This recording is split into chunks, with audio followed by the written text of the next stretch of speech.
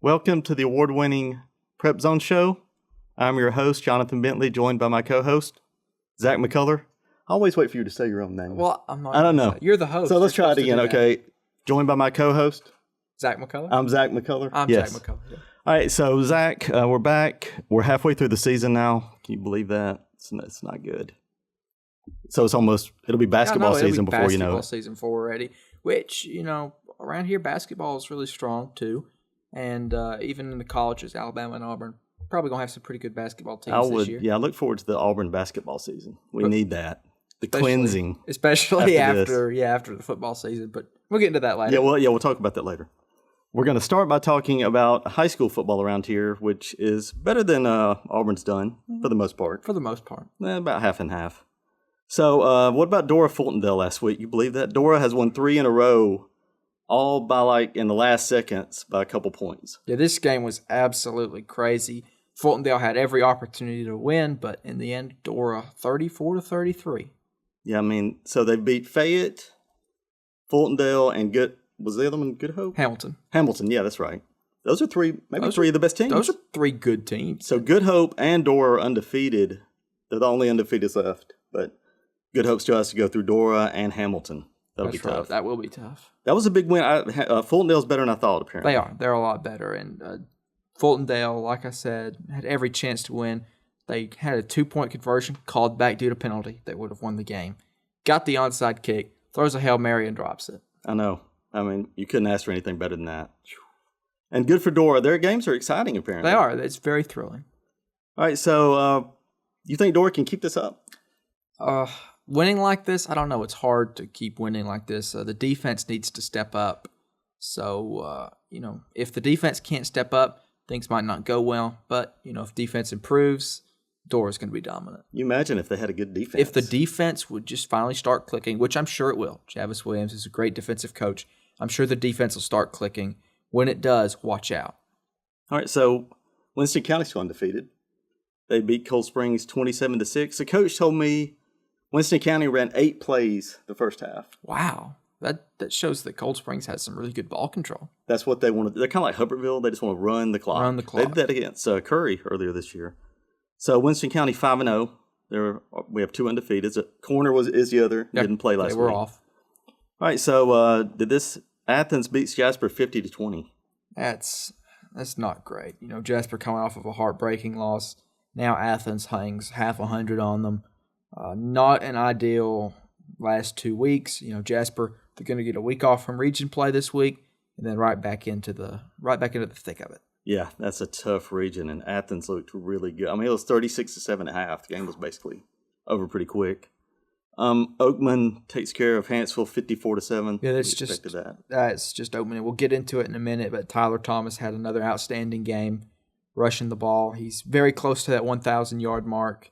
And so for Oakman, the plan to success is easy. Hand it to number 1. Yeah, when you have a player like that, use them. It's like Kel Tittle for last Right. year. He did everything because he could do everything. All right, so Hackleburg, a game you were at, Hackleburg 30, Addison 14. Yeah, and Addison played well. You got to give them a lot of credit. It's just that Hackleburg, they were bigger, stronger, and faster. The Panthers are absolute beasts. Hackleburg's going to be a force to be reckoned with, especially in playoff time. Yes, and Addison, to beat them at home like that, that's pretty impressive. But we knew Hackleburg's good this year. That's right. Good last year. Meek 31-16 over Waterloo. It wasn't that close. That's right. Waterloo stayed in it, made it look respectable. Yeah, they really did. Meek's kind of getting things right at this point. They have a week off now, prepare for the second half of the schedule. So interested to see where the Tigers will go. Yeah, they have a chance to make some noise there. Good Hope 21, Cordova nothing. That won't surprise you at all? It was, Cordova's defense did a good job of keeping the offense in the game.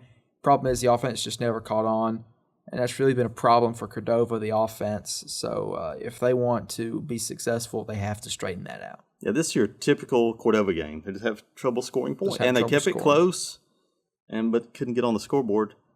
Hamilton 48, Curry nothing. Yeah, Hamilton's still winless. Yeah, Hamilton's an outstanding football team. Curry just ran into a buzzsaw. Yeah, Hamilton's really good now. Like it reminds me of Hackleburg. It does. And like you say, Curry hasn't got a win yet. Maybe they'll get a chance somewhere down the road, and don't want to see an 0-10 season. No, I really don't. Hate that for those kids. Vinemont 45, Carbon Hill 7 in a game that ended a little early. Yeah, it ended 2 minutes early, but either way, Vinemont just dominated. It was at Vinemont, I do believe. So they had the home field advantage and just dominated. It ended early due to an injury, but it was a Carbon Hill player, but he's fine now. Yeah, he's all right, which is good to hear. Yeah, looked bad at the time. And Lynn 35, Seminary Christian 0. Lynn kind of took it easy on them too. They took the foot off the gas, and so it wasn't as bad as it could have been. 35-0. Lynn's got an outstanding football team. Seminary Christian, remember, they're in the first year of a new head coach, trying to get things rebuilt. Kind of hit rock bottom last year. They're on their way up. They've already got 1 win on the season. Yes. So it's a stepping stone in the right direction. And their quarterback was injured early in that game, and Lynn played a lot of young kids. It's good chance to do that. It's good that they can get some experience. Yeah. All right, so we'll jump straight to the players of the week. First one I'm going to mention is the player of the week. Winston County quarterback Landon Kelly. He had a rushing, a passing, and a receiving touchdown, and 267 total yards, threw for 136. He did have an interception. Auburn specialty. That's what we call it now. You're going to bring that up now. I don't know. I feel bad for you. That was awful. But he rushed for 110 and a touchdown and caught a 21-yard touchdown pass. Just your typical Landon Kelly night. Reminds me of a few years ago in the Super Bowl. Nick Foles, he made headlines because he had a rushing, receiving, and passing touchdown when they beat the Patriots. That's been incredible. That's been a good long while ago, back when Tom Brady was still playing. So Landon Kelly, outstanding game. Not much more you can say. He completed 5 passes and got 136 yards. Yeah, they have some good receivers. He doesn't throw much, but when he does, he makes it count. I remember when I saw him this summer, I didn't think they'd throw much, but they throw more than I thought they would, and it usually is complete. Right. I think he has 13 or 14 touchdowns on the season. Wow. This guy could win Player of the Week every week, Jaden Griffin from Dora. 18 carries, 178 yards. We mentioned last week he needed 186 to hit the 1,000-yard mark, so he's just not quite there. He has 992 rushing yards on the season, so all indications say that against Jasper he'll hit that mark. Yes, and he's 8 yards. Right, 8 yards. Maybe the first carry. We'll see. First play of the game. Hope. He caught Fultondale off guard the first play of the game with a touchdown pass. They did not see that coming. I mean, I wouldn't have, because this is, Wildcat offense. Dora likes to run the ball. Completed 2 of 3 passes for 98 yards and a touchdown. That's efficient. That's good. That's efficient.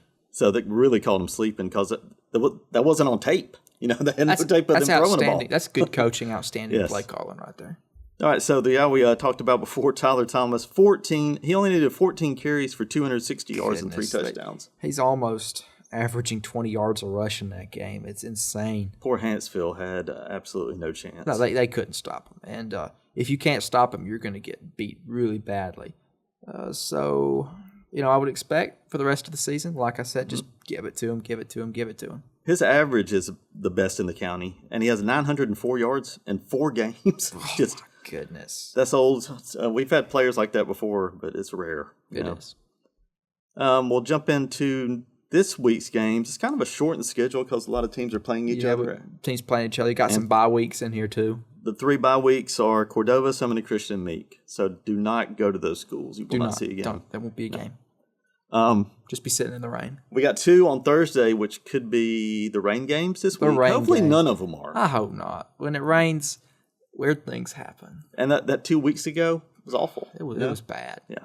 I mean, the Jasper game, the lights shorted out in the 4th quarter, so they had to wait 15 minutes for it all to get back on. I'll blame that for the loss. Well, you could blame that for the loss. You could. Gotta find a reason. Carbon Hill at Oakman, Carbon Hill 1-3. This was a game that was supposed to be 3 weeks ago or something like that. 6th. Yes, earlier this month. Carbon Hill's 1-3, Oakman 3-1. And Oakman, they suffered an embarrassing loss to Hale County, and they've completely turned it around. They've done very well since then. I expect no difference here. Oakman rolls. I noticed Hale County's 5-0. That's so maybe they're really good this year. Yeah, that surprised me too. I took Oakman as well. Let's give it to Tyler Thomas, like you said. I expect another big game. Maybe Carbon Hill can slow him down. Maybe. The other Thursday game is Winston County 5-0 at Curry 0-5. Yeah, seemed like Curry could have picked an easier. You could. It's good to pick a 1A school, but it'll be a good Winston crowd County, at least. Oh, it will be a good crowd. Hopefully, it'll be a good game. But Winston County probably going to roll in this one in the Battle of the Yellow Jackets. That's right. Yeah, Winston County is just going to be really hard to stop. Because they both have a common opponent. Both played Cold Springs. That's right. And Carbon Hill, Curry played them close. They did. Lost by 10 points. Yeah. And Winston County beat them last week. So the Friday games, the biggest one, Jasper 3-2 at Dora 3-2. Big rivalry. Yeah, big rivalry back on the schedule. It's non-region, so this won't count against playoff totals or anything like that. It's just for pride, and there's going to be a lot of that because this is, like I said, it's a good rivalry. And I was really back and forth on who to pick in this one. It was a tough time figuring out, but Jasper's 6A, Dora's 4A. Jasper's going to have more depth, so I think that the Vikings will win. Very close. Dora's won 3 in a row. Jasper's lost 2 in a row. Right. But like you said, Dora struggled with Minor, which is also a 6A, a really good 6A. Really but Jasper, I just think they'll have a little bit too much. It helps that it's at Dora for them, but that's going to be a tough game. But I think it'll be close, but Jasper wins. Addison, this is always a weird matchup. 1A Addison, 3-2 at 4A Good Hope, which is undefeated this year. Yeah, that's better than usual for Good Hope. Addison, usually plays Good Hope very well, considering, like you say, Addison's in 1A or 2A every year compared to Good Hope, who's consistently in 4A.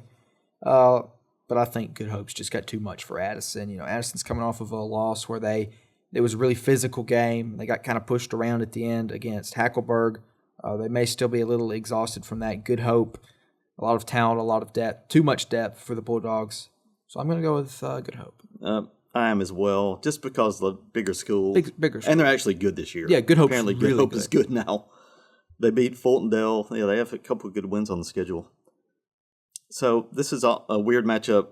I can't remember these teams ever playing. Lynn 4-1 at Cold Springs 3-2. But the matchup really makes sense. They're not too far separated. Right. You got Lynn in Winston County. Yeah, Cold Springs is in Coleman County. Same size school, so I'm glad they're getting to play. I like to see more local matchups. But yeah, that's not far. Cold Springs from here is actually maybe closer than Lynn. It's about the same. It might be, actually. It's in Coleman County. But, Cold Springs has had a surprisingly good season. They're 3-2. That's good for them. You brought up earlier that they, control the clock a lot, and that's their game plan. So it's going to be very interesting to see how this one turns out. But I think too much Braylon Roberts for Lynn, and the Bears are probably going to win this one, but probably close. I would say close. Yeah. Cold Springs if they control the clock, they'll make it. It'll got to be close. It'll be low scoring just for that reason. Yeah, I took Lynn as well, but that's not a gimme. No, it's not. Because it's a 1A, but you never know. And I think Lynn's actually good. It's at Cold Springs, too, which probably will make an impact. They need to ask the Winston County coach about officiating out there. There's some questions about that. You know how some of these schools are. Yeah, I do. Corner 4-0 at Jacksonville 2-3. Another weird matchup. It's really far. That's a very far trip for Corner. Both of these teams were highly successful in 4A this year. Jacksonville, they've struggled a little bit on the move up to 5A. Corner obviously has not. And the only reason I think it'll be close is because of the road trip. But I'm going to have to go with Corner anyway. Yeah, boy, that's tough. Jacksonville, that is so far. I'd never been there till this year. Really? And just meander through some woods, and boom, you pop out in Jacksonville. And it was a long trip. So good luck to Corner, but I did take them to win that game. Just because, they've already beat Ramsey. That's right. I know those were home games. They did win at Winona. They've gone through some very, very tough tests so far. Yeah, they had Dora, so they should be ready for this. I don't think you're going to surprise them. As we said, Cordova summoned Christian Meeker off. So that leaves us. So we're at the halfway of the season. Kind of mentioned that to open the show. Is there anybody that surprised you so far? Well, we could go with the obvious. Corner. They moved up a classification, lost a lot of talent from last year. Kind of expected it to be a step down. Actually, they've really looked very good. It would be hard to say a step up because it's hard to take a step up from last year. But it really has been, to be fair. It's been really, really good. So they've been a surprise. Winston County, they're undefeated. We could go with that. That's two obvious choices, but two good choices. Yeah, Winston County's already matched last year's win total. You believe that? Wow. That was a 5-5 team that could not catch a break last year. Now they're doing good. They don't need to catch a break. No, they hadn't needed so far.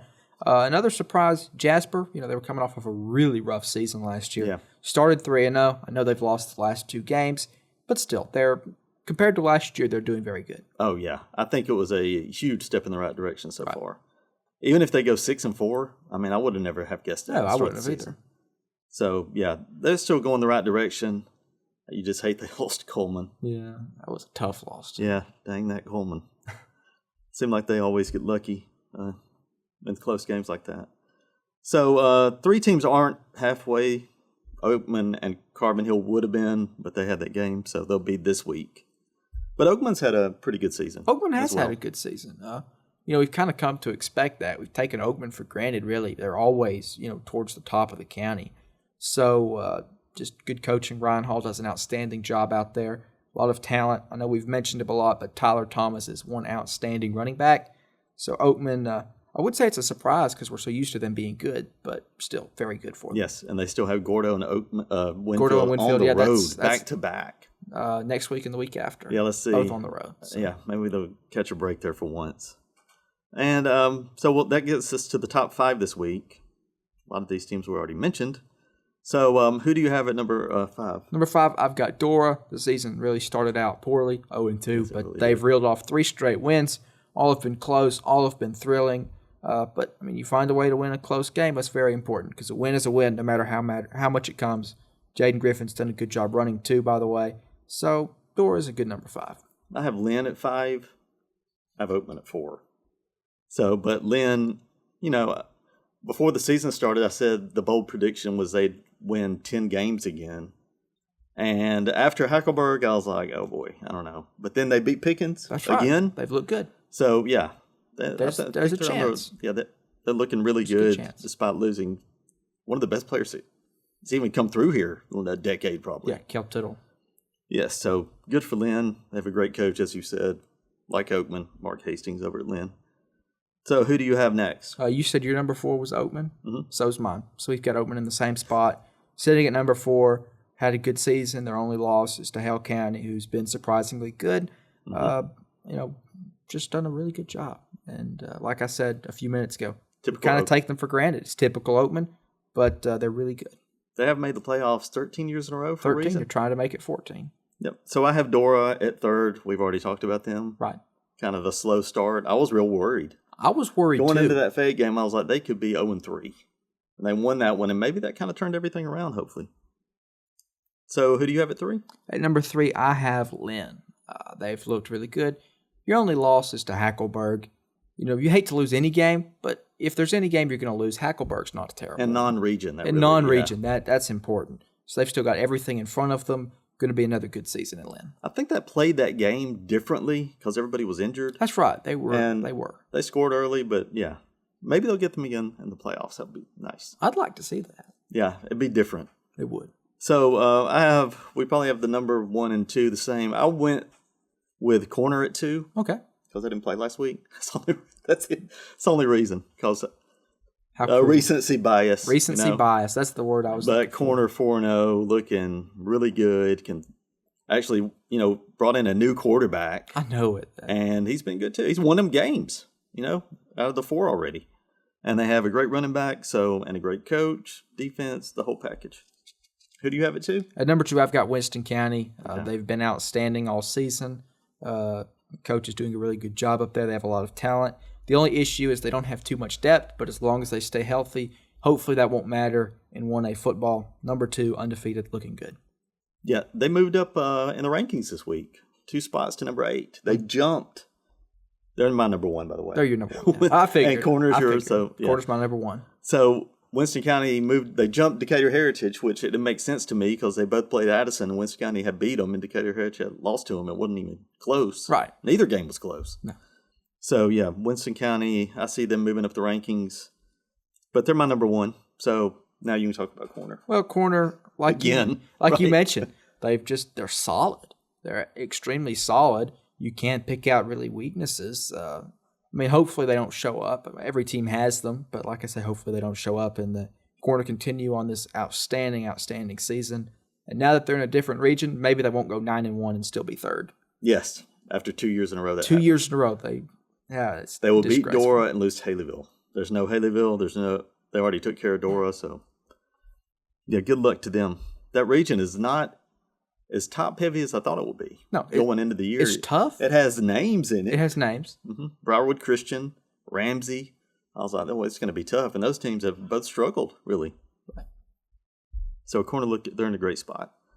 So we'll jump into college. There's a certain game this week. Is there? Maybe you wanted to talk about. Yeah, there's a minor game. It's just a top 5 matchup in Tuscaloosa. Georgia at Alabama. Georgia's ranked second behind Texas. Bama's ranked 4th. It's in Tuscaloosa, which is going to be important. Alabama is, for the first time since 2007, an underdog at home. Last I saw, unbelievable. Georgia was a 1.5-point favorite.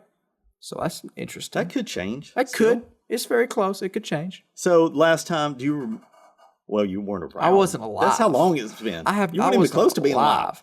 No. So, who were they playing that game? It was also Georgia. Is that right? I think so. And if I remember correctly, well, no, it was LSU in 2007. Okay. It was, it was LSU in 2007. Did Alabama win that game? No, they got beat. Oh, so Yeah, but to be fair, Alabama was unranked, and LSU would go on to win the national championship. Okay, so if we're being fair about it, let's be fair. Let's be fair. Right? That was Les Miles. Yes. The only 2-loss team to win a championship. That's weird. They lost 2 triple overtime games that year. That's Arkansas and Kentucky. It's funny that was in the BCS era when only 2 teams got in. And the past 10 years, we've had 4 teams, and no 2-loss team has made it. Yeah, it's really weird that year. But 2007, I've seen it in history books. It was a weird season. History was a long time ago. Yeah, so, it's weird to see Alabama. I mean, because this isn't an unranked Alabama team. No, this is Georgia a really good Alabama team. Looked really bad against Kentucky. Bad against Kentucky. They could have lost. I mean, 14-13, right? 13-12. 13-12. 13-12. And that was just. Maybe they're looking ahead, I hope, even though they had a week off. I don't know. Could have been. That was really strange. So this is going to be an entertaining matchup for several reasons. Obviously, Donald Trump will be at the game, which is going to be huge. It's going to boost attendance and ticket prices, too. So worse. If you hadn't already got your tickets, it might be trouble. It might be trouble. Sell your tickets. Don't sell your ticket. Don't sell your ticket. Also, of course, we've got a tropical system pushing through, but hopefully, according to forecasts, there's not going to be any rain Saturday, so that won't affect anything. Yes, we need good weather for that game. Unfortunately, Thursday and Friday, our high school games might be a little wet. But I don't like that. Saturday should be all right. Should be. Yeah, I don't want Georgia making excuses after this. See, no rain. So speaking of excuses, I got plenty for Auburn. Let's hear them. Let's hear all your 14 excuses. Turnovers in 4 games. That's not good. How many turnovers have they received? 3. And 2 of those were against Arkansas. So they had 1 turnover in the first 3 games. Minus 11. I thought it was worse, but 14 turnovers is bad for a season. It seems like it'd be hard for it to be worse. Yeah. That's not good. Obviously, you've watched more of Auburn this season than I have. Mm-hmm. What do you think's wrong? Well, I woke up. I was sick Saturday, so I missed the entire first half. You didn't miss much. You didn't miss much. But then I had to see it again because I was at a place where it was on TV and I couldn't move, so I had to watch it. Yeah, it was just really bad, and it's not just quarterback; it's everything. I think the defense is pretty good. They've allowed 17 points per game, which is pretty good. Oh, they played well enough to win those games, both Cal and Arkansas. But the offense was so. You just can't do that. My issue with Hugh Freeze is you've got Jarquez Hunter as your running back. Hugh Freeze once described him as, quote, the greatest running back he'd ever coached. If he's so great, how come he's only averaging 9 carries per game? He's getting about 8, if you average it out, 8 yards per rush, but they're not using him. They're trying to throw the football, and they can't. Yes. So that's kind of... It doesn't make sense. Doesn't make sense. It's Jamie Howard-esque, and I don't know if you know who that is. This is really ancient. Really ancient. So in 1994, LSU Auburn, they just kept throwing it. They kept throwing interception. I think he threw 5 and 3 were returned for a touchdown. At least 2 were. And they had the lead. All they had to do was run the ball. Goodness. So it's kind of like that. You're like, why is your worst player throwing the ball all the time? The guy that you bet on, banked on, and this is your quarterback? I mean, some of those aren't his fault. I know Peyton Thorne came in second half. He didn't play terribly. He had 1 good drive. The rest of it, I think he was 6 of 15. So, and there shouldn't have been an interception. That really wasn't That's his right. fault. It wasn't a terrible was not pass. his fault. It should have been called. Pass. But They fumbled. They really should have won that. I mean, if you have 2 turnovers, maybe they win that game. But you can't beat anyone except maybe Alabama A&M. Fumbling. You can beat New Mexico if you have 5 turnovers. They had five turnovers. What was it? 4 interceptions and the 1 fumble when they were 2 yards from the goal line. It was almost identical to Cal. Yeah, that fumble going in, that would have tied it at halftime, and instead you're down. Once they fell down by 10, it was over. So very disappointing. 2-2. I wouldn't have against seen 2 mediocre teams at home. I thought Auburn would be 4-0 at this point in the season. I really did. All these people said like 8 or 9 wins this year. I remember what I said. Probably 7 or 8. You're not. Maybe 8. You're not too optimistic. So you would have gone Right. 7-5, 8-4. You're a very negative type person. Yes. So yeah. But now you know why. See, what do you think now? Underwhelm even. What's the record? If you look at it, it's probably 4-8. Yeah, I agree. I'm saying they sneak somebody. So 5-7. They only make 1 turnover that game and they win it. 5-7. They have a winnable game against Kentucky, which people are saying that's kind of on the borderline. It's at Kentucky. They've obviously got Louisiana Monroe left, which Vanderbilt at home should be easy. And Vanderbilt don't mean anything anymore. Now Vanderbilt, they did take Missouri into double overtime, and they have a good quarterback. They have a good quarterback. That's what's frustrating. All these teams have a better quarterback than Auburn, even Arkansas. It's just shouldn't happen. Vanderbilt's quarterback, Diego Pavia, was the quarterback for New Mexico State last year. And it makes you wonder, why did Auburn, you saw what he could do, and you let him go to Vanderbilt? Yeah. And we banked on Thorne instead. Well, to be fair, Peyton Thorne was outstanding when he was at Michigan State. He was a Heisman contender. Of course, maybe that was just his receivers. He had great receivers, He had really good wide receivers when he was there. But if you look in the bowl game, he was a disaster. So, that was his most recent game. That's true. It's been very frustrating. Maybe you can put it together. Do you have some picks for us this week? I have. Is there enough? Any good ones? There are 5 good games. What we lack in quantity, we make up for in quality. Finally. So there's a few ranked games. We're going to start with a couple of ranked games outside of the SEC. Oklahoma State at Kansas State. Oklahoma State's, it's been an interesting week for them because their quarterback, Alan Bowman, with 7 years of college experience, looked really bad against Utah last week. He got benched for a quarter, which was really surprising. And then you got Kansas State, who's coming off of an absolutely embarrassing loss at the hands of BYU, which probably should never have happened. Not close. So these are 2 teams that are both ranked somehow. They really don't play like ranked teams. Kansas State's a 6-point favorite, but who's going to win it? Oh, well, I know you're going Oklahoma State. I'm not. I'm picking Kansas. Wait, what? I don't have any faith. I sat there and I watched that Utah-Oklahoma State game because that's one of the games on the newspapers out on the limb we disagreed on, and so I needed Oklahoma State to win, and they were absolutely terrible. So is this another home game for them? No, it's at Kansas State. Okay. At Kansas State in Manhattan. They're likely to win it, but I'm going Kansas State. I'm going Kansas State too, yes. So why would you go Kansas State, though? What inspired that? Watching Oklahoma State last week. Fair enough. That's it. Fair now, enough. Kansas State did look terrible in the late game against BYU, just embarrassed, like you said. It was kind of embarrassing for both of them. And now Utah's really emerged as the favorite in the Big 12. Their only competition would probably be BYU, maybe? UCF. That could be a big game now. That could be. be. UCF would be a big one. Gus Malzahn. Yes. Gus Malzahn. Good job. He's done a really good job there. All right, Illinois at Penn State.